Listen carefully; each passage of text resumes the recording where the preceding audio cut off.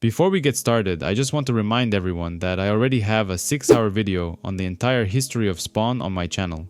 I highly recommend watching that video first if you want to learn everything there is about Spawn's universe. Now let's continue with Gunslinger.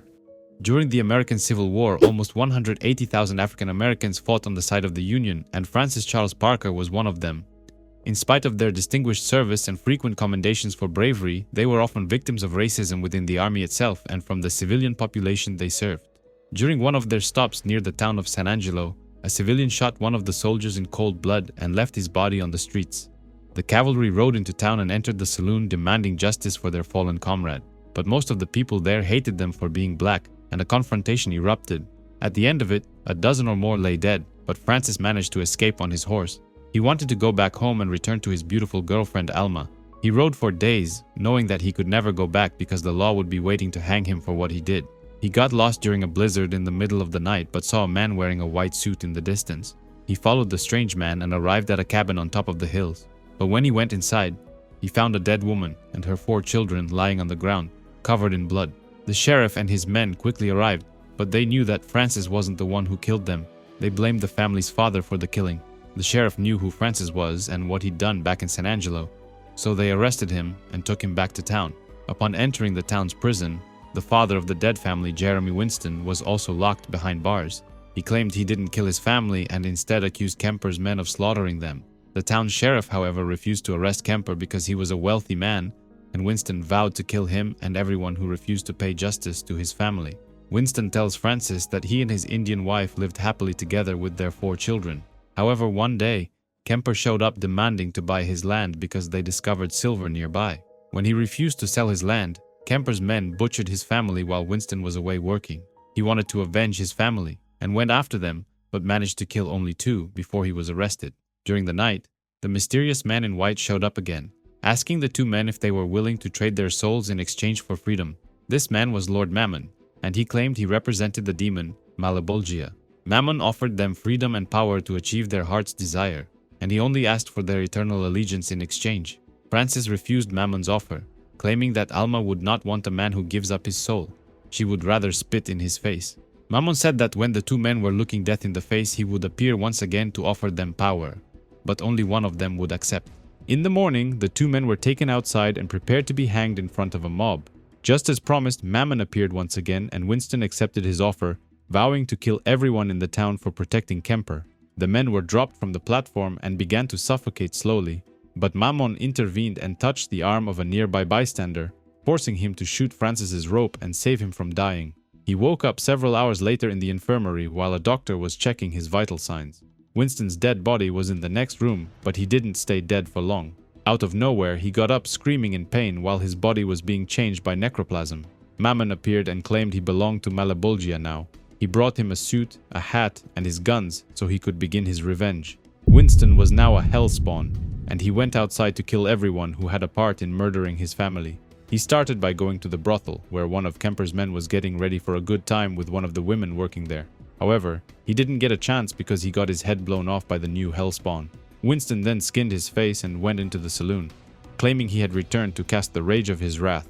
A full shootout began, with bullets flying left and right, but while his enemies dropped cold on the ground, he was immune to their bullets, and nothing they did could harm him.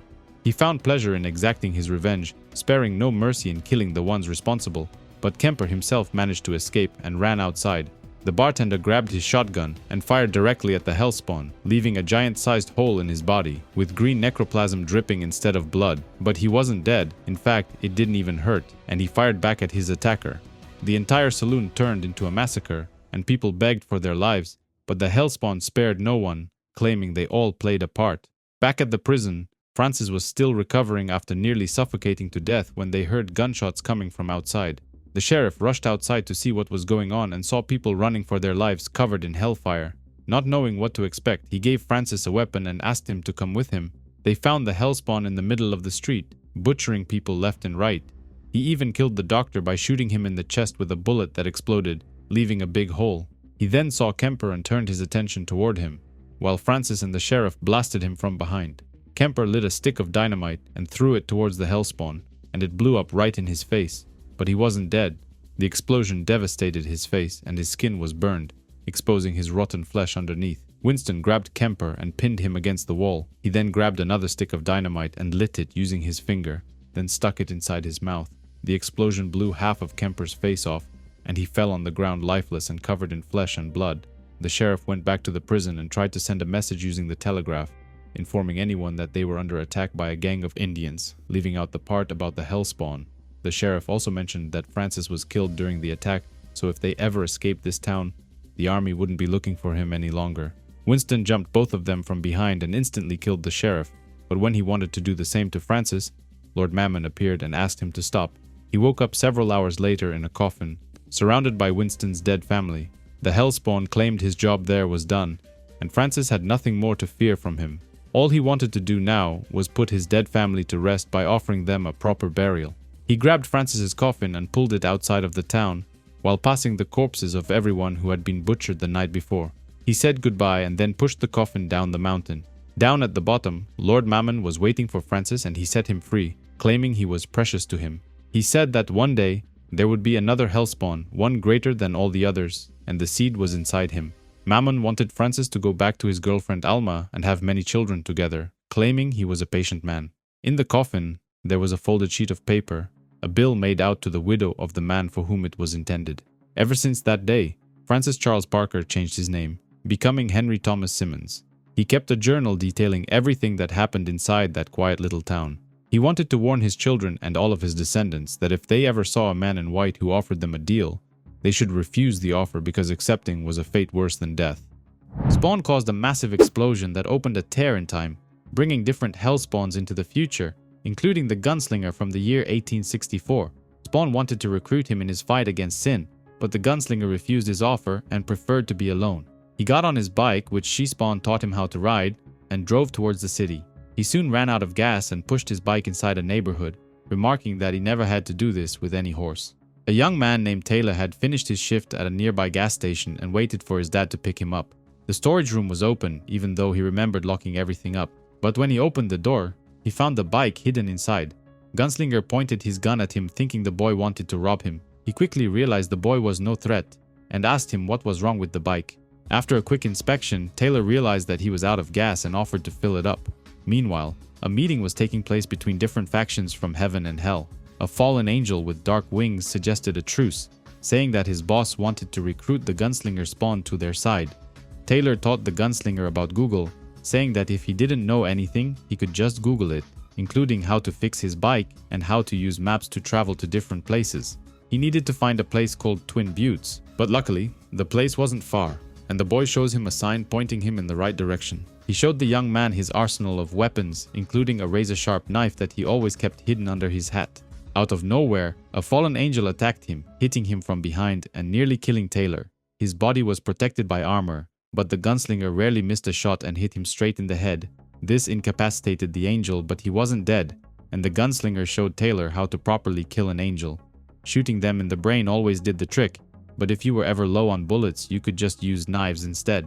Thankful for his help, the Gunslinger offered to drive Taylor back home, even though he wasn't supposed to come home until his father picked him up. Upon going inside, he saw his dad talking to an angel faction, and he wasn't happy to see his son. The angels claimed they couldn't allow him to live, not after seeing them together, and took him outside. Luckily, the Gunslinger was still outside and he jumped to his rescue, attacking the angels with 2 deadly knives. They had no idea he was here, and he was able to stab one of them in the head, pinning him to the ground. Another angel reacted fast and shot him with an energy blast, then jumped on top of him, stabbing him with her lance. The other angels took Taylor prisoner and asked one of them to kill the demon. Unfortunately for Heaven's warriors, they reacted a second too slow, and he stabbed his attacker in the abdomen. He then ripped off one of her wings, injuring her greatly. He threatened to rip off the second one if they didn't release Taylor. If an angel had its wings ripped off, they wouldn't be able to fly again and would eventually go insane. They agreed to leave the boy alone, and the Gunslinger let them fly off, carrying their injured teammate. He then interrogated the angel he had stabbed at the beginning, demanding to know who brought him into the future and how to go back home. But Taylor's dad got in the way and shot him from behind, calling him a demon. A confrontation erupted between the 4 of them, with Taylor jumping on the angel's back, trying to help the Gunslinger. He eventually recovered and ripped off both of her wings, giving her just minutes before she went insane. He wanted to interrogate her further, but the dad shot her brains out, instantly killing her. The Gunslinger called him a Bartlett, a descendant of a family of half-breeds who had always done business with hell and heaven and had even killed his sister a long time ago. The father didn't care about Taylor. In fact, he planned to kill him once he was done with the gunslinger, just like he had with his mother. The Hellspawn eventually killed him by throwing a knife through his head. After going inside the house to spend the night, he didn't understand why there was a toilet inside.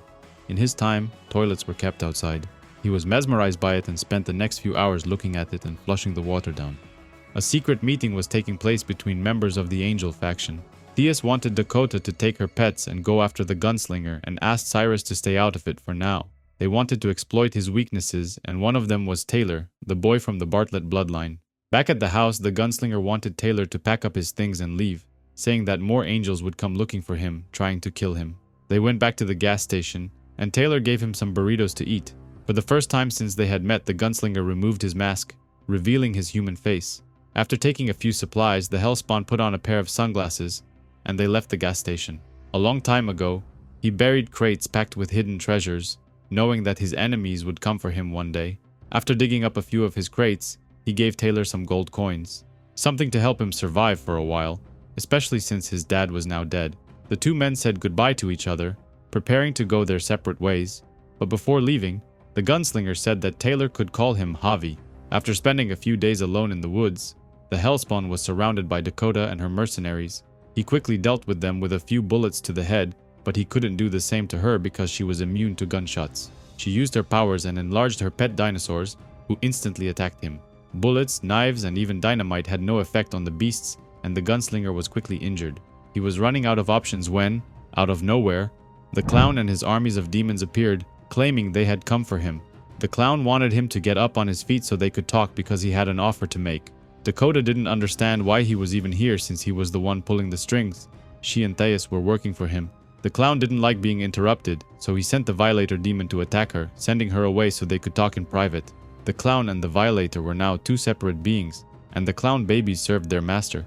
The gunslinger made his move and went straight for the giant demon, thinking the others would back off if he slew the beast, but he was wrong. The demon was several times stronger than him and slammed him against the ground like a toy, but the gunslinger refused to cooperate, so the clown set his armies of baby clowns to attack him. They jumped him like a pack of wild hyenas, and even though they were small, they tore through the Hellspawn's flesh until he was left unconscious. The gunslinger passed out from the intense pain and woke up nearly an hour later, but the clown was still there waiting for his answer. But the Hellspawn attacked him once again, only this time, the clown showed his true power and slammed him against the ground with ease, claiming he wasn't the same clown as before. No matter how many times he was slammed against the ground, the gunslinger refused to give up, which gained the clown's admiration. He claimed the two of them were the same. Neither of them was Hell's first choice. He still resents Malebolgia for not choosing him to be a Hellspawn, and instead choosing a human to be his top general.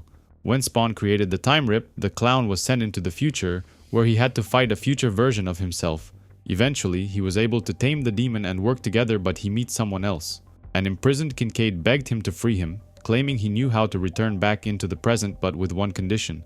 The clown wanted the soul of every child he'd ever killed, and he accepted. The clown was able to turn their souls into the clown minions, which now serve him unconditionally. Eventually, packs of wolves surrounded them, attracted by the Hellspawn's presence. They attacked the Violator and all hell broke loose, with the creatures of darkness fighting off against Hell's demons. Eventually, the fighting stopped, and the gunslinger agreed to help the clown in exchange for the promise to send him back into the past. For now, the clown wants the gunslinger to keep Spawn alive and become his friend, because if he dies, the dead zones will be locked forever. The clown uses the darkness and brings the gunslinger back to his hideout on Omega Island. His guards welcome him back, and his pets, together with the Violator, follow behind. He orders his minions to go inside cages, and they follow his commands like dogs. The same thing goes for the Violator. The clown wants the two of them to celebrate their new partnership by feasting on delicious food like kings. He offers his guest a glass of wine, but the Hellspawn refuses, saying he's more of a whiskey man. After a delicious dinner and many drinks, the clown tells stories of his glorious battles across the centuries, while the gunslinger listens. The Hellspawn toasts to their new friendship and remembers why he is doing this in the first place, trying to get back to his own time and avenge the death of his beautiful wife, Amy. At one point, the clown gets too drunk to stand, and the gunslinger uses this opportunity to attack him, claiming he learned a long time ago never to trust demons.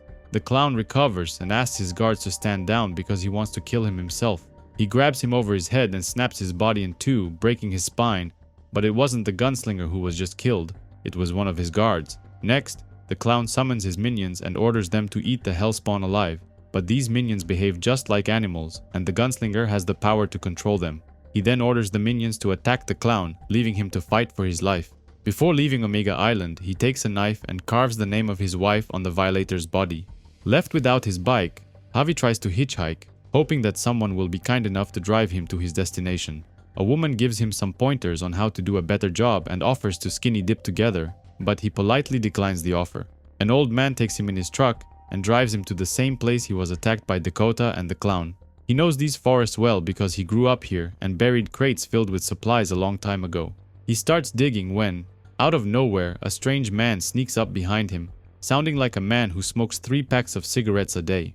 The gunslinger wants to leave, but the strange man summons a pack of wolves and gets into attack position. He then transforms his entire body into a werewolf, asking the wolves to attack him and eat him alive. As the wolves attack him from every direction, the gunslinger can't help but ask himself, how is it that these enemies are able to keep tracking him down? Eventually, he goes toe-to-toe with the werewolf, and he uses his knife to injure the beast. The werewolf retreats for a second, catching his breath and giving his injuries a chance to heal.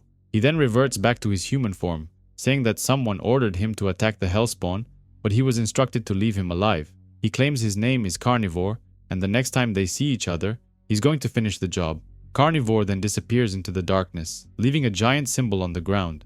This symbol belongs to the same enemies the gunslinger was hunting in the 19th century, and he thinks they were brought here through the time rip.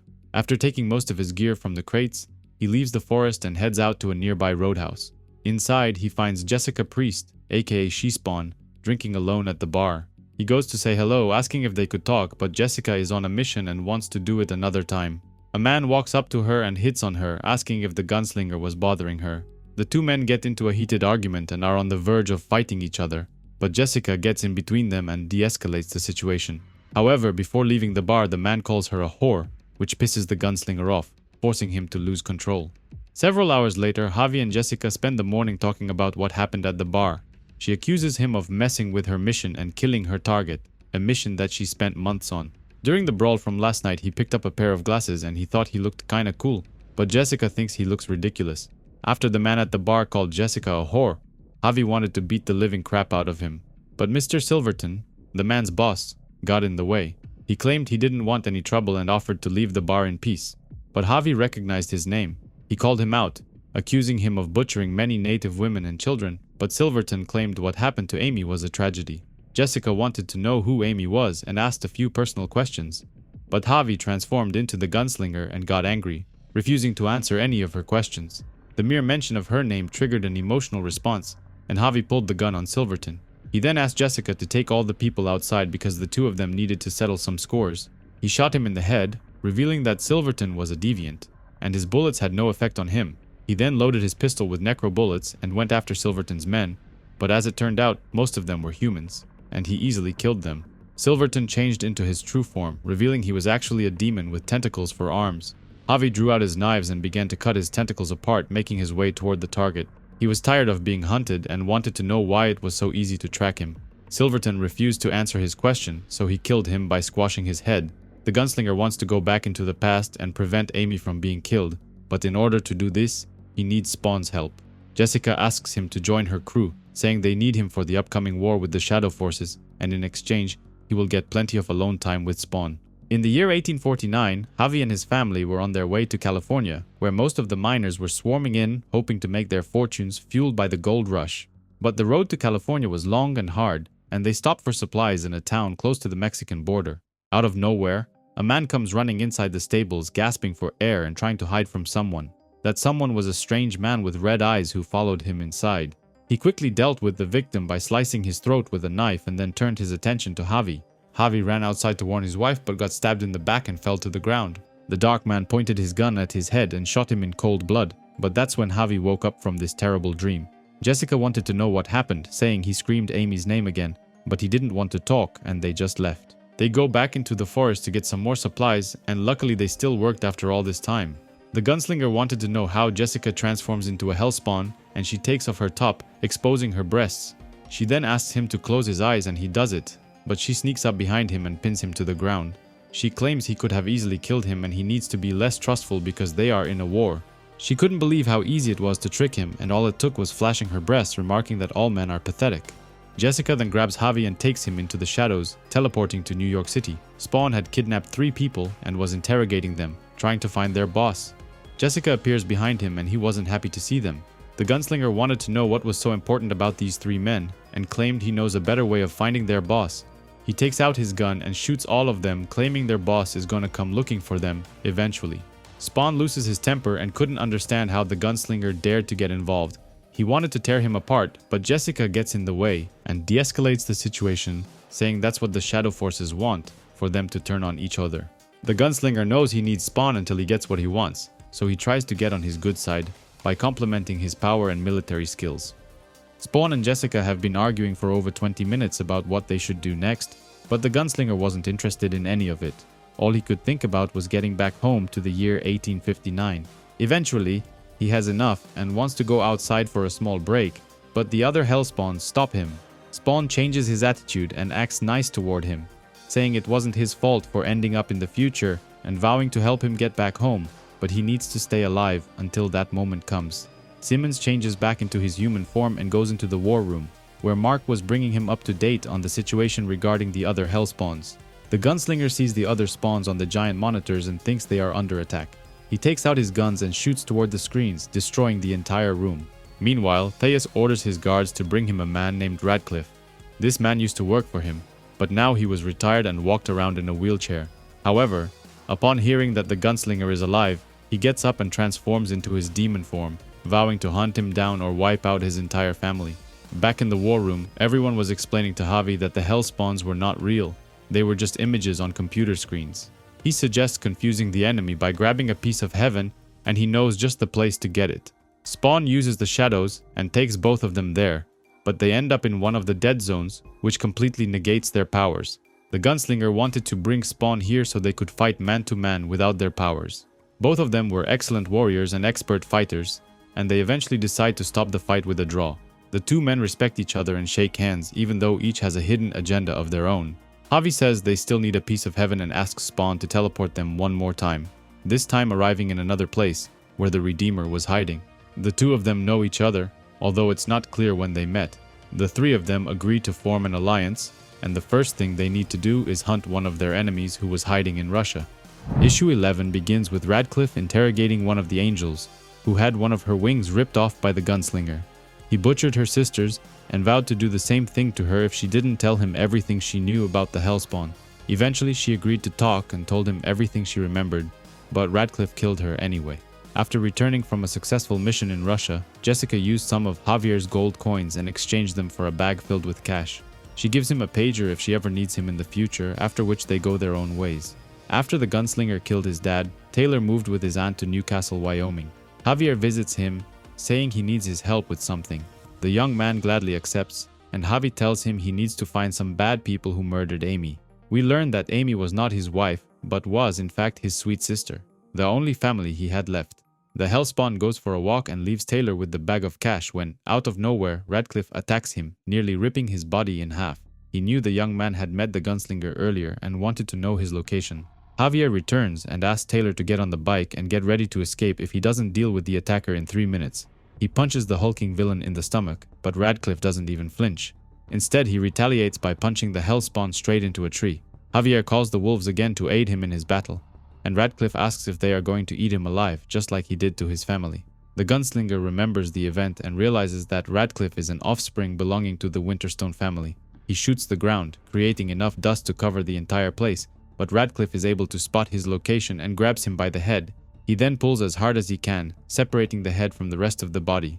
He shows the severed head to Taylor, claiming he was weak, and he is sad it took him so long to take his revenge. He impales the head on a stick and vows to do the same thing to him, but Taylor tries to run away. Unfortunately, he wasn't fast enough and is easily captured when, out of nowhere, the gunslinger jumps Winterstone from behind and stabs him in the eye. Most believe the gunslinger's powers are weak, but what they always forget is his power of deception. He is able to create illusions and disguise one of the wolves to look exactly like him. Elsewhere, one of Heaven's top generals named Saboteur arrives at the place where Winterstone killed off the squad of angels. He takes a feather and makes a promise to himself, vowing to avenge his brothers and sisters. Winterstone accuses the gunslinger of butchering his entire family, including women and children, but he claims they deserved it. His family were the ones who attacked him first, wanting to steal his buffalo skins. They turned on a tribe of native Indians, slaughtering over 400 people, and they were even involved with the terrible things that happened to his sister Amy. The gunslinger's revenge was justified, and when he found them, he killed his father, his brothers, his uncles, and everything else he could find. Winterstone couldn't believe that the massacring of his family was actually justified and is overwhelmed with rage. Eventually, the gunslinger jumps him and suffocates him with his cape. He then stabs him over and over but doesn't kill him just yet. Instead, he hangs him and then interrogates him, determined to find out the names of the people that were involved with his sister's death. It took a lot of time and a lot of bullets, but eventually, the gunslinger got 6 names from him and added them to his list, 11 names in total. After the attack, Taylor was still walking with a limp, but the money he got from the gunslinger helped a lot. Meanwhile, Javier was inside a restaurant trying to order some food, but he couldn't read and had to wait for Taylor to arrive. At night, he goes searching for one of the people on the list and finds one of them working as a chauffeur. This guy and his gang came through the time rip, but the gunslinger wanted the location of his boss. The man didn't want to talk, fearing for his life, but the Hellspawn ties him to the train tracks and lets him get run over by a speeding train. Next, he breaks inside a family's home, claiming he only wants the man of the house, leaving the wife unharmed. Sanchez used to be the gang leader, and he ties him to a horse that he lets loose, running through the forest. The gang had done the same thing to him a long time ago, in the year 1860. Javier's body was dragged for miles, and he didn't even remember much because he was passed out. He wakes up and manages to free himself, but his body was badly mutilated. However, his will to live was great, and he was able to stay alive and even found a river to quench his thirst.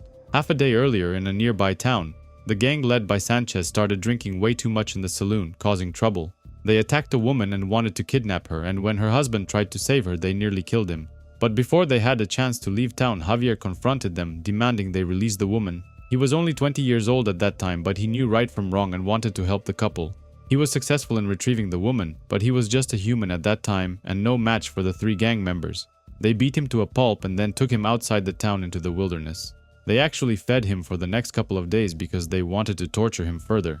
Eventually, they tied him to a horse and sent him running through the mountains, knowing that this would kill him. For some unknown reason, the animals were drawn to him, but as soon as they got close, they calmed down and followed him around. He didn't know what was happening to him. As his mind raced, he was overwhelmed by random convulsions, and eventually his entire body was covered in necroplasm, similar to black tar. He sensed something was happening to his body, and he was ultimately transformed into a Hellspawn. In the present, the gunslinger finds the horse that was dragging Sanchez's unconscious body the entire night.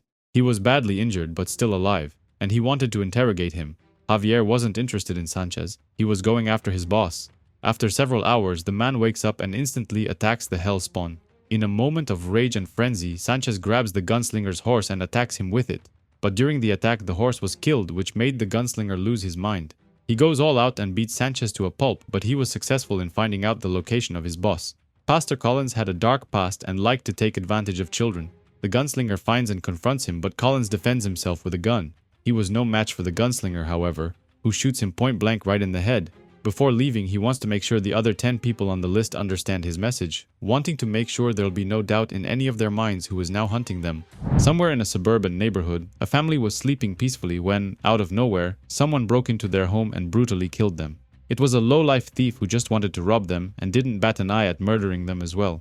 He and his partner had a few drinks after the deed was done, without a single sign of remorse, agreeing to meet again tomorrow to split the jewels and other stolen items. The guy who killed the couple in their sleep went home to take a shower, but he wasn't alone. A hand emerged from the bathroom mirror, grabbing his throat and slamming him against the wall, instantly killing him. The mysterious person planted the bullet from the murder scene inside the apartment and then ran outside at lightning speed. Gunslinger visited Taylor and asked for his help, saying he needed to get somewhere but didn't know how to read or write. The young man agreed to help, and together they arrived at a mechanic shop outside the city. Inside, there was an Indian shaman named Waya, who claimed that Hellspawns were not welcome inside this sacred place. In fact, the two of them knew each other and used to be close friends. The shaman was over 150 years old and didn't come here through the time rip. He just never died. Javier wanted his help in finding the people on the list responsible for killing his sister, Amy. The shaman gave him a name and a location, and the gunslinger rushed off immediately to hunt the person down. He killed a bunch of humans and then stacked their bodies on top of each other, demanding to see their boss, a man named MacCarver. The boss knew Javier but wasn't afraid of him, claiming they had fought before and that every time he was the winner. But the Hellspawn came prepared this time, after the shaman taught him a few new tricks. Suddenly, the Speedster from before broke into the room, interrupting the confrontation. He claimed he came here for MacCarver and wouldn't let anyone get in his way. MacCarver recognized the Speedster and called him Focus, saying he was in way over his head. Focus claimed he didn't want to hurt the gunslinger. His beef was with MacCarver. But while they were talking, one of the bodyguards was preparing to shoot them. He moved at incredible speed, knocking him out before the gunslinger could even blink. MacCarver said that none of them were getting out of there alive because his posse had already been alerted and was coming to save him. Javier wanted them to team up and face them together, but the Speedster created a tornado of black residue, blinding everyone in the room. He then kidnapped MacCarver, taking him across dozens of counties, covering over 400 miles in just a few seconds. He accused him of experimenting on him and his friends, turning him into what he was today, and wanted revenge. He knew there were others like him and wanted their location, but for that, he needed the gunslinger. Focus ran back to the warehouse, grabbed Javier, and rushed him back on top of the mountain where he had left MacCarver. However, the expensive energy was beginning to take a toll on him, and he needed a quick break to catch his breath. The gunslinger told him to recover faster because MacCarver was an angel, and his angelic assassins would be there in just a few moments. Javier started torturing him, delivering punches and kicks to his face, but Focus stopped him, claiming he still needed answers. Suddenly, MacCarver's posse arrived, a group of angels armed to the teeth and ready to kill them. The cowboys' knives had no effect on them because they had covered their weak points. He knew his guns wouldn't kill them either, but at least he could blind them by shooting them in the eyes. The Speedster also joined the fight, running around the angels and throwing them against the ground by creating small vacuums of air. Out of nowhere, a hulking angel charged toward them, destroying everything in its path, and the two of them barely managed to dodge his attack. He swung his giant axe and hit the gunslinger in the chest, injuring him. Outnumbered and with Focus out of breath, he knew he couldn't keep this up for much longer, so he took out 2 sticks of dynamite. Javier threw the explosives toward the angels, which detonated on impact, creating a giant explosion. From the aftermath of the explosion, the gunslinger emerged, all bruised up and in pain, but at least he was still alive. He wasn't the only one, however. The hulking angel had also survived and came at him with full force, claiming that God had warned them that he was crazy. He tried to defend himself, but he wasn't at full strength, and his punches did nothing to hurt the angel. He started hallucinating, seeing his dead sister, who asked him to get up and keep fighting. Just before throwing the dynamite sticks, Javier had asked Focus to take MacCarver and run away, trying to trick the angels into thinking he was killed in the explosion. The other angels recovered as well and attacked him from all directions, eventually beating him to a pulp. The big angel grabbed a giant rock and slammed it on top of him, claiming the only way to kill a Hellspawn was to pulverize its skull. But when they checked under the rock, his body was gone. Focus had swooped him up without them even noticing. He then ran around the angels, cutting off one of their wings using the gunslinger's knives. Before the explosion, Javier had told him that the only way to hurt an angel was to cut off their wings. The recent attack had severely weakened him and he needed a few minutes to recover his stamina, but the angels were still alive and went all out on them. Gunslinger jumped in to defend Focus, begging him to run away while he stayed behind to handle them alone. He thrived on being a loner. It's when his adrenaline kicked in. Mix that with the anger he had been suppressing, and the gunslinger turned into a deadly assassin. He jumped on the hulking angel and crushed his windpipe, suffocating him and leaving him unconscious on the ground. But the horde of angels kept coming, and he was too tired to go on, so he cut 2 of their wings off and attached them to his body. The other angels were in shock, saying this was foretold in scrolls long ago, that one day the great beast would take the appearance of God, intent on leading all of the angels down the pathway to hell. Meanwhile, Hellspawn called Javier on his personal phone, but he had left it with Taylor, who had no idea where he was or what he was doing. Taylor was in the hotel room playing video games, frustrated that things weren't going his way, when out of nowhere, Gunslinger appeared, all bruised up and saying he didn't feel too good. He dropped to the ground and fainted while Taylor had no idea what to do or how to help him. He called Hellspawn and told her what had happened, but she was having an argument with Spawn. She wanted Spawn to go and help him, saying they needed him alive, and he eventually agreed. But only after hearing that Gunslinger had fought the clown recently. Taylor did the only thing he knew and fetched the Indian shaman, who tried to help him by performing a ritual. Eventually, Javi recovered, but Waya warned him about his angelic wings, saying they were poisoning his costume and that he needed to train himself. The two of them got into a heated argument and Javier refused to listen, storming out. He changed back into his human form and ran into Spawn, who had come to help him. The gunslinger wanted to find Cogliostro, who now called himself Sin, saying he was involved in his sister's killing. Spawn warned him that Sin had become very powerful and that his guns wouldn't make any difference. He teleported him to his hideout and gave him a ton of new guns that would surely do a lot more damage against Hell's forces. Out of nowhere, a green portal opened and the gunslinger was dragged inside. He arrived in another part of the world, surrounded by angel warriors, including the hulking one he had fought earlier with Focus. They all took turns beating him up, trying to inflict as much pain as possible before killing him. One of them took out his angelic staff and claimed that the only way to kill a Hellspawn was to shoot it where his heart used to be. Javier is left with a big hole inside his body right where his heart used to be. Titus, the hulkier angel and their leader, claims that the only way to kill a weaker Hellspawn is by destroying their heart, and for the stronger ones you also need to cut off their heads. But God wants that honor for herself, so instead they decide to at least take a trophy. One of the angels gets close and wants to cut off his tongue, but someone shoots him in the hand. It was Spawn who came to save the gunslinger, armed with a giant rifle in his hand.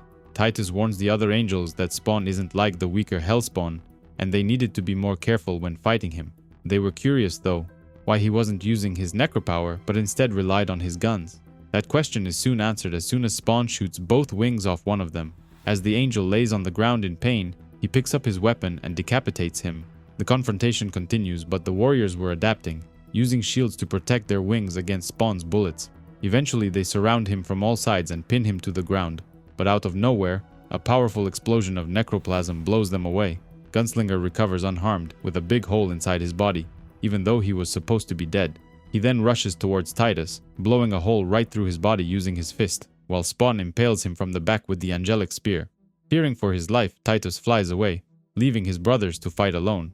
The other angels were no match for the two Hellspawns, who quickly deal with them. Suddenly, we find out the real reason why the gunslinger wasn't killed earlier. Before being teleported, Spawn traded places with him and disguised himself to look like Javier, while the gunslinger took Spawn's place. Simmons is a lot stronger and doesn't need a heart to survive, unlike Javier, who still has organs.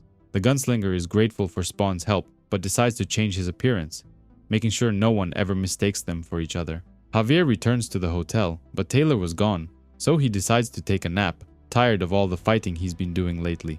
Taylor was hungry, so he went to the store to buy some food and some beers. But when he gets back, some thugs were checking his bike.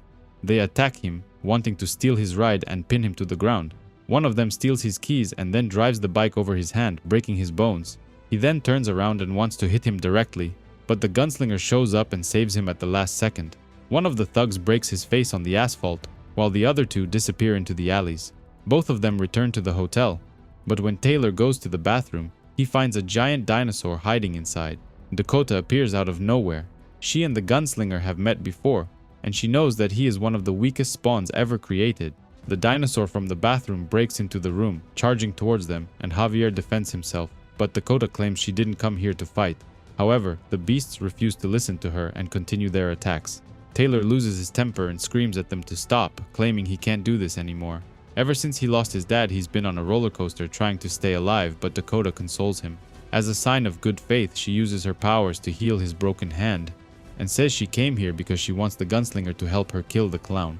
She teleports the three of them into the middle of a forest, somewhere outside the city, and enlarges two of her dinosaurs so they can ride them over the mountain range. The gunslinger agrees to help her, but before leaving, Dakota says the clown is actually her father. The clown's hideout was on Omega Island, but getting there takes a long time, and they stop for a break. Taylor doesn't trust Dakota and thinks that she is leading them into a trap. She doesn't appreciate getting accused and slaps him, leaving his face with a giant bruise. He then asks a few more questions about her dinosaurs, but Javi thought they were demons. Since he is from 200 years into the past, he doesn't know what dinosaurs are. But Taylor didn't know about his true origin and thought he was just stupid. 1 hour later, they arrive at the shoreline, but Taylor stays behind, while Javi and Dakota head towards the island, riding one of her pets. The island was cloaked to avoid detection, but they easily cross the field and head deeper. She knows her father is waiting for them and rushes towards the main gates, trying to avoid getting trapped, but she gets electrocuted. The clown and his army of demons step out to greet them, calling his daughter a traitor. While Dakota is immobilized, Gunslinger shoots the clown in the head, giving her a chance to use her magic and enlarge one of her pets. Suddenly, the dinosaur grows in size and confronts the Violator demons, signaling a mighty clash of titans. A brutal confrontation erupts while Taylor stays behind on the mainland, waiting for a signal to intervene. For the second time since being pulled into the future, Gunslinger faces an onslaught by the clown. But why? After their last encounter, the clown surely must have realized that there's no way they're going to be partners. The clash between the Violator and the dinosaur rages on, making the ground they stand upon shake profoundly. Clown is used to controlling monsters and demons, but for some reason dinosaurs don't fall into that category. But if he can't control it physically, he tries to submit it mentally by trying to fry its brain. The T-Rex screams in pain while Dakota begs him to stop hurting it. Gunslinger jumps on the clown's back, threatening to slit his throat if he doesn't stop the attack. Dakota attacks the demon, jumping on its back and shooting its cartilage and tendons. But she isn't fast enough and gets grabbed and thrown away like a discarded toy. The clown is able to free himself by running into a metal pipe, giving Gunslinger a massive concussion. He then rains down waves of punches on him, while the Violator mimics his movements, inflicting pain on Dakota. Javier is able to free himself and decides to switch places with her, asking her to fight her father while he attacks the demon. Eventually, the demon wins the fight by stabbing the dinosaur in the head with his giant horns. He then does the same thing to Gunslinger by using his other horns. The clown says he wanted to kill Gunslinger in order to grab Spawn's attention, hoping to trick him into going after Cogliostro, who's become incredibly strong and close to taking the throne of hell. Dakota is unaware of a giant sinkhole that was created behind her, and the clown kicks her inside, asking her to finally die. She falls into an abyss of darkness, not knowing what to expect. But if she's going to die, she wants to take her father as well, and uses her whip to grab him by the neck and pull him inside. The clown babies are left in shock, not knowing what to do next. They surround the hole in the ground and search for their master. Realizing their master is gone, the Violator gives the order to kill the Hellspawn in revenge. Out of nowhere, Taylor breaks inside the building, riding the second T-Rex that Dakota left behind to keep him safe. The animal realizes that her sister is dead and attacks the Violator head-on, looking for revenge. The giant black hole is the same place where Cogliostro was imprisoned when he first came to Omega Island. It's also where he suffered a transformation, becoming the incredibly powerful being known as Sin. Dakota sees a crack in the wall, emanating a powerful white light, and her father thinks this might be the source of Cog's powers. When the time rip happened, Dakota went through it, traveling back in time when dinosaurs roamed the earth. That's where she learned how to train and use her powers to make them her pets. She wants the clown to tell her who her mother is, but he refuses, saying that if she wants to escape the pit, she needs to move aside and let him access the white light. He keeps his word and teleports his daughter out of the pit and back to the top. The fight turns in Gunslinger's favor now, and the Violator picks up the clown babies and jumps inside the pit, determined to follow their master. Before leaving the island, Dakota gives Javier a pet dinosaur, saying he can use it to travel just like one of his horses.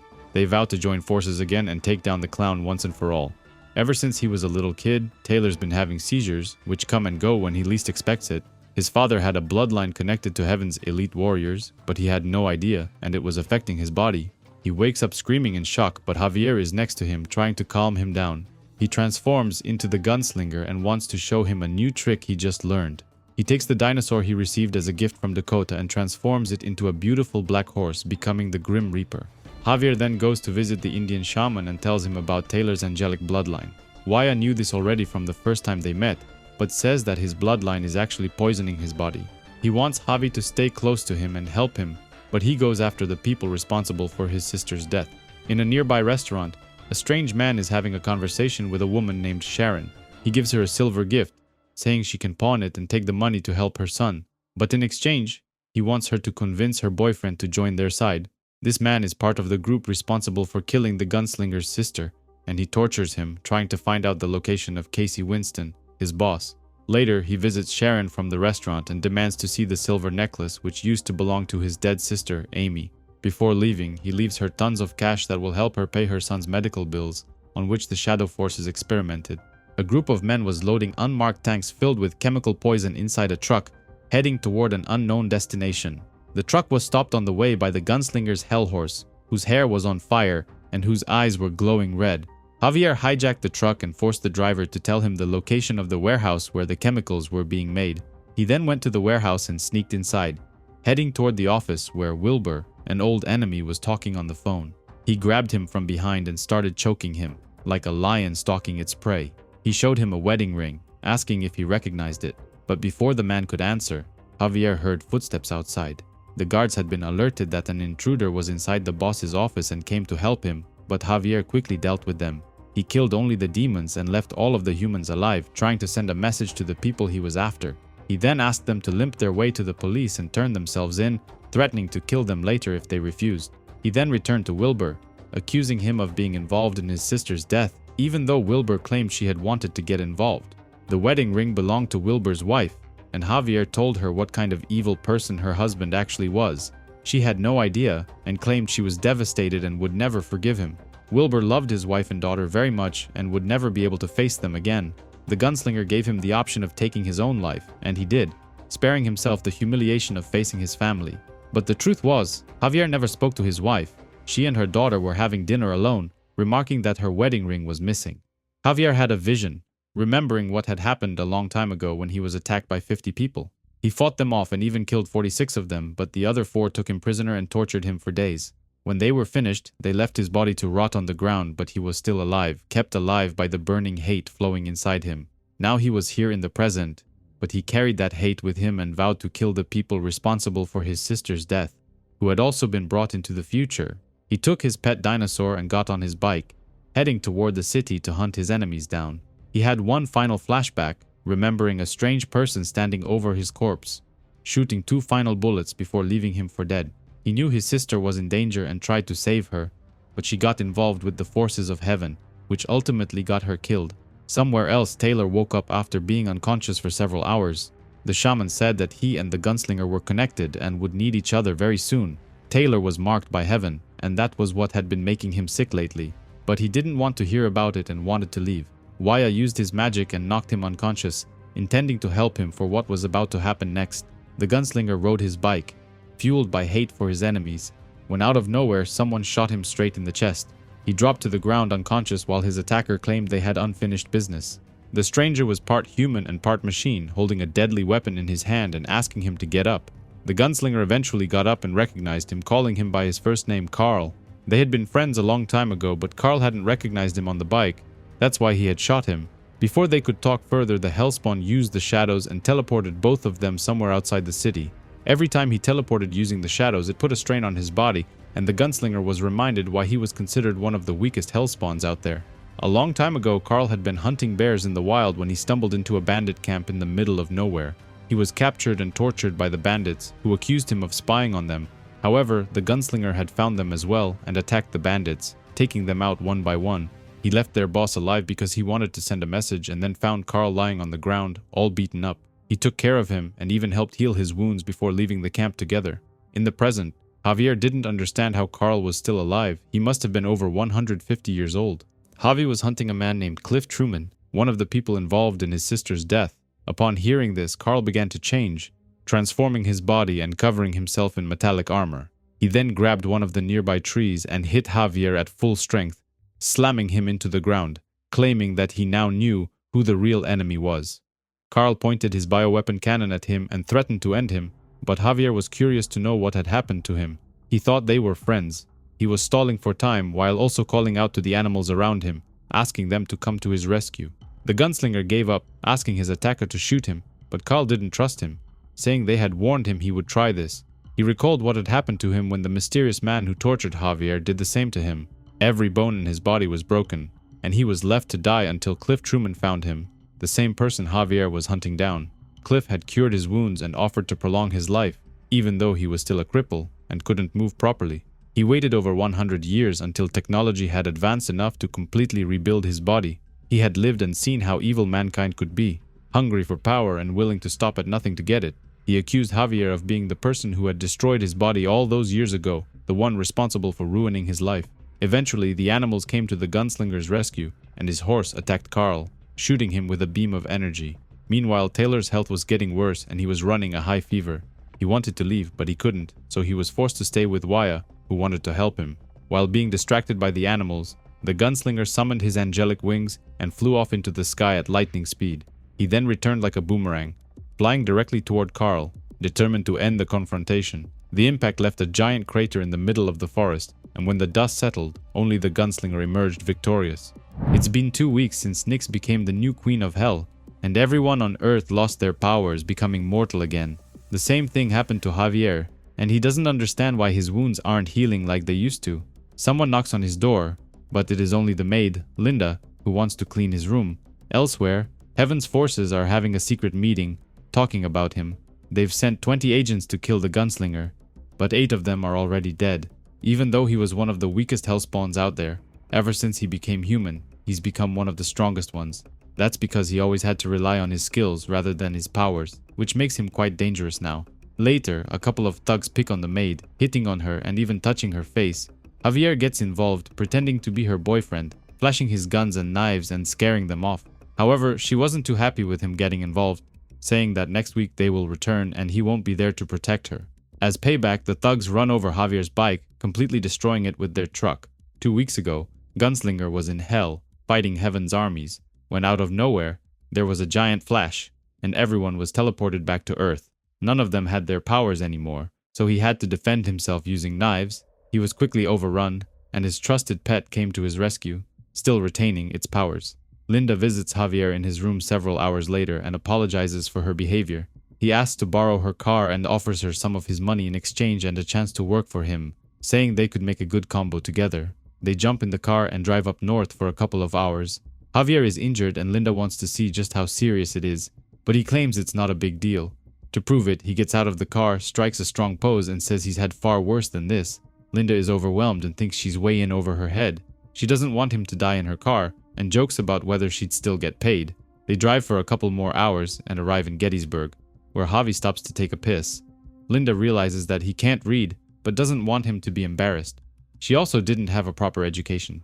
She goes inside a nearby pharmacy to buy some medicine and asks Javi to stay in the car, but he couldn't resist the urge to explore the town and watch the shop windows. 3 local bullies run into him and decide to pick on him.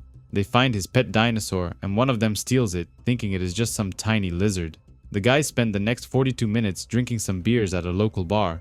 However, Gunslinger is waiting for them in the back alleys, determined to get his tiny pet back. He ties one of them upside down using his lasso and then knocks out the second one with a strong punch to the face. The bigger guy threatens to kill the pet if he doesn't back down, but Javi doesn't need to do anything. Mystic fire burns the man's flesh as the dinosaur changes into the Grim Reaper horse. It then kicks the man as hard as it can, sending him flying into the wall. He then returns to the car, where Linda has been waiting for him for the past hour. She freaks out upon seeing the pet dinosaur and nearly crashes the car. Javi asks her to stop in front of a bank that has the logo atop the building, the same mark used by those who conspired to kill his family over 150 years ago. Gunslinger decides to tell Linda the truth about the kind of people he's after. After they hurt his sister, he went after them, trying to avenge her. He managed to kill a bunch of them inside a saloon, but they just kept coming. He used everything he had at his disposal, including guns and knives, and eventually made his way to the second floor. But behind some closed doors, an ambush was waiting for him. 7 bandits were waiting for him and instantly started shooting, filling his entire body with bullet holes. He fell to the ground, barely alive, while their boss claimed the costume was in shock and they needed to move fast. One of them takes out his knife and starts carving out his suit, trying to skin him alive. When he was done, he drew their clan symbol on his chest, branding the gunslinger like the rest of their victims. Eventually, he was able to escape, but that's a story for another time if Linda wants to listen to it. He wants to know if she is willing to hurt anyone who would hurt her family, but Linda is a nice person and would rather let the authorities deal with something like that. Gunslinger finally decides to get his wounds checked out by Waya, the Indian shaman. Taylor's been gone for the past couple of days and he has no idea where he went. The 2 men get into a heated argument and Javier decides to leave. Back at the hotel, he packs his bags with money and asks Linda to drive him back to the bank because he has an idea. He knows the bank is owned by the same people involved in killing his sister, so he decides to go inside and open an account. The bank assistant was kind enough and thought the 2 of them were married. Linda went along and pretended to be Javier's wife, saying they wanted to invest their money with the bank. When he pulled out stacks of cash, the bank manager showed up and offered his services.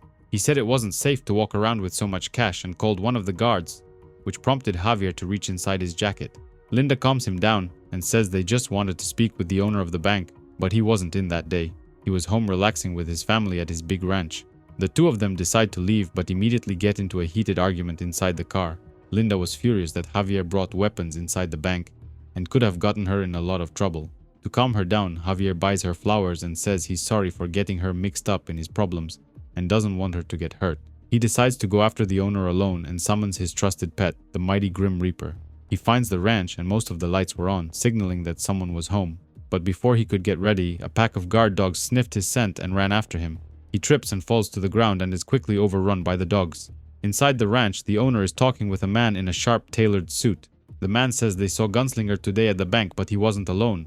He walked in with a woman. The boss wants him to find out who that woman is and kill her on sight without asking questions. Moments later, the entire house suddenly goes dark. Gunslinger breaks into the boss's office, followed by the pack of dogs, who were now under his control. The boss was curious to know what happened to his guards, but they were quickly dealt with. He claims the Hellspawn was reckless by coming here, just like his sister Amy. But this didn't sit well with Javier, who shoots him point blank in the head, choosing to end him before they could talk. Soon after the death of his sister, Gunslinger made a promise to her to hunt down every last person who had anything to do with killing her. Tonight he'll cross another name off that list, but it did nothing to quell his anger. Revenge still consumes him, so he shoots a few more bullets to make sure the guy is dead. He then goes back to the motel where he was staying and is surprised to see Linda still here, waiting for him. He lies to her, saying he didn't find the owner of the bank but he's gonna keep looking. Suddenly they hear sirens and the place is surrounded by police cars. He didn't know who they were or what they wanted, so Javi pulls one of the tables to shield himself from the bullets. He pushes Linda inside the room, asking her to drop to the ground and take cover. The police were instructed to shoot on sight, and the onslaught of bullets was piercing the walls. Left without a choice, Javier summons his pet horse and Linda couldn't believe what was going on. He sets her on the horse and asks her to hold tight. He was going to take her to Waya, his shaman friend. He then returns to the room and throws a dynamite stick inside, causing the police to evacuate, barely avoiding a deadly explosion that destroyed the entire room. Javi then goes on top of the motel but is quickly spotted by the police, who got even more reinforcements. Unfortunately, one of his legs gets stuck in the roof tiles and he couldn't move anymore. SWAT teams arrive and he only has a few seconds left to free himself, but he couldn't. Instead, the roof caves in and he falls through, landing on a pile of rubble while surrounded by dozens of officers. He was quickly overrun and surrounded, but Javi was now unconscious and didn't even know what was going on. The ambulance arrives and picks him up, saying that his vital signs are high but stable. The ride to the hospital was dead quiet. In a town this size, none of them know how they're supposed to act, so they rely on instincts instead. One of the guards was shocked to see just how many weapons Javier had hidden under his costume. Meanwhile, the horse arrives at Waya's shop after safely escaping with Linda on his back. She was disoriented and didn't understand what happened to Javi, why he reacted the way he did, and why he fought the police. One of the officers doesn't understand why Gunslinger was carrying such old weapons when the manufacturer went out of business over 100 years ago. Suddenly, Javi wakes up and goes into a state of frenzy, fighting off the medical staff. They were forced to sedate him to calm him down. A maximum dose of Valium does the trick. They remove his clothes and notice that his entire body was covered in lacerations and scars. No man could have survived this with his mental health intact. As he slips deeper into his medicated sleep, Javi's subconscious begins to wander, grasping for the past. He remembers confronting 3 low-life bandits who attacked a nearby farm, killing the entire family but not before violating the 2 girls. If there's one thing the Gunslinger can't stand, it's murderers and rapists. One of the bandits was actually an angel in disguise, and he claims the Hellspawn fell straight into his trap. The 2 men prepare for a gruesome fight, but while the Gunslinger pulls out his trusted old guns, the angel equips his armor, powerful enough to protect him against the bullets. The Gunslinger accuses him of killing a baby back at the farm, and wants to know if God is proud of that. Knowing that guns won't make a difference in the confrontation, they drop them on the ground and decide to fight barehanded. The Gunslinger has been subjected to sonic waves in the past, but this assault is unlike any of those. He drops to the ground screaming in pain, and the angel sneaks up behind him with a knife, wanting to slit his throat. However, the Gunslinger uses a pair of knives to stab him in the eye. An eye for an eye. Both of them are now severely wounded, and the Hellspawn calls upon the creatures of darkness to come and help him. He is quickly covered in worms and maggots, whose job is to heal his wounds and help him recover. But the angel didn't come alone. He set up a trap and calls for reinforcements to swoop down and attack the Hellspawn. The Gunslinger creates a diversion using his costume and the worms, while he sneaks up from behind and quickly takes out 2 angels at once. However, he is quickly picked up and carried into the sky by winged monsters. He calls upon flocks of crows to come to his aid, and they are able to free their master. He drops from the sky at incredible speed, hitting the trees on his way down, softening his fall. That night was just one of many the Gunslinger has survived, but in the present, his body still bears the marks of his many reckless encounters. Meanwhile, in Guyana, Carlos Sanchez, the leader of the South American drug cartel, was watching TV and recognizes Javier, claiming that's his son.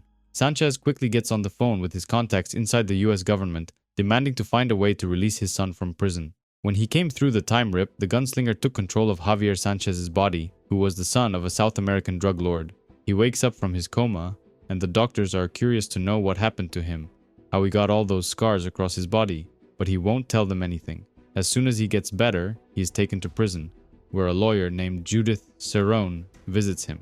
She has been assigned to his case and wants to know why he killed Thomas Neely back at the ranch. But Javi isn't too cooperative and refuses to give out any details. Back at the car shop, Waya decides to tell Linda the truth about the Hellspawn and says he isn't from their time period. He was brought forward in time over 150 years into today's world. He's been thrown into a strange world that makes very little sense to him. He's adapted as best he can, but he doesn't belong here and won't survive if he has to stay. His modern enemies know this, especially one in particular, Cogliostro, but Linda finds the entire story hard to believe. The shaman warns her that the forces after him will hunt her as well, and that she needs to be careful. Eventually, Javier tells Judith the truth, that he killed Thomas Neely because he was involved in his sister's death, but she demands to see some proof. Somewhere outside the city, a man named Raul Jimenez, who works as a fixer for Carlos Sanchez, is returning to his cabin in the woods. Out of nowhere, he's ambushed by Monolith, a hulking Hellspawn, who demands to know the Gunslinger's location. The Hellspawn threatens to kill Raul if he doesn't tell him where the Gunslinger is, but the man has no idea who that is. Eventually, he realizes he is talking about Javier Sanchez, aka the Gunslinger, and decides to point him in the right direction. The lawyer is trying to convince Javier to tell her everything he knows, saying she wants to help him. They're going to transfer him to a maximum security prison in the next few days, and if he doesn't cooperate with her, she won't be able to help him. Linda is curious and asks Waya about the Gunslinger's past, including questions about Amy. But the old man doesn't know much because the Gunslinger never liked to talk about his sister or what exactly happened to her.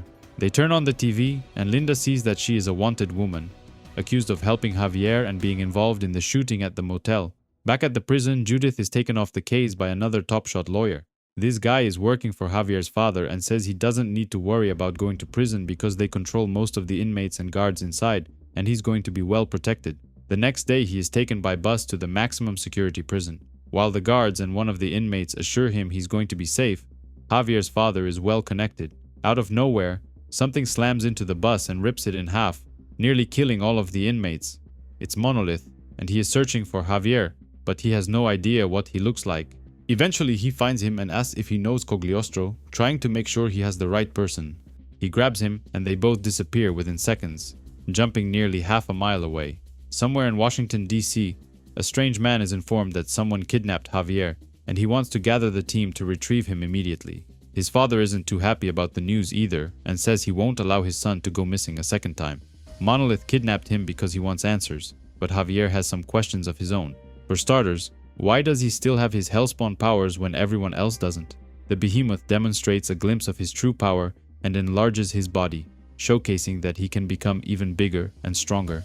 He wants to know where Cogliostro is hiding and hopes to use him to get to the Omega Spawn. Monolith is not from Earth, and when he first got to Omega Island, he was attacked by the Omega Spawn, who left him for dead. But somehow Cogliostro found a way to trap him inside a black hole, where he stole Omega's powers, becoming incredibly strong and transforming into Sin. He's been trying to get the throne of hell ever since, and Javier has no idea where he is right now, but maybe Spawn does. Since he couldn't get any useful information out of him, Monolith grabs Javi and jumps into the air once again. They land back where he attacked the bus and he leaves him to fend for himself. The police are searching for survivors when the dogs pick up his scent. He runs and tries to get away, using the nearby forest to cover his tracks, but it's no use. Eventually, he is surrounded by cops and dogs who threaten to end him if he tries anything. Suddenly, the ground begins to shake and Javier is engulfed in a bright white light. This transforms him back into the Gunslinger, and he has all of his Hellspawn powers back. But the guards panic and start shooting, piercing his flesh with an onslaught of gunfire. Gunslinger falls to the ground unconscious, not even realizing what just happened to his body. For some reason, the dogs turn on the cops, threatening to attack if they get anywhere near their new master. Javier quickly recovers and gets up, dealing with his attackers in seconds. He threatens one of the cops, asking him if he has a family and if he wants to ever see them again. He incapacitates him and then goes on the run, followed by his new guard dogs. He climbs up the mountain while helicopters patrol around, trying to catch a glimpse of him. The higher he goes, the colder the weather gets, and pretty soon the temperature drops below freezing. Even though he isn't affected by the cold, his dogs are, so he wraps them in his jacket and starts carrying them. He finds a cave for them to rest, but they aren't alone. 2 bear cubs are sleeping next to them.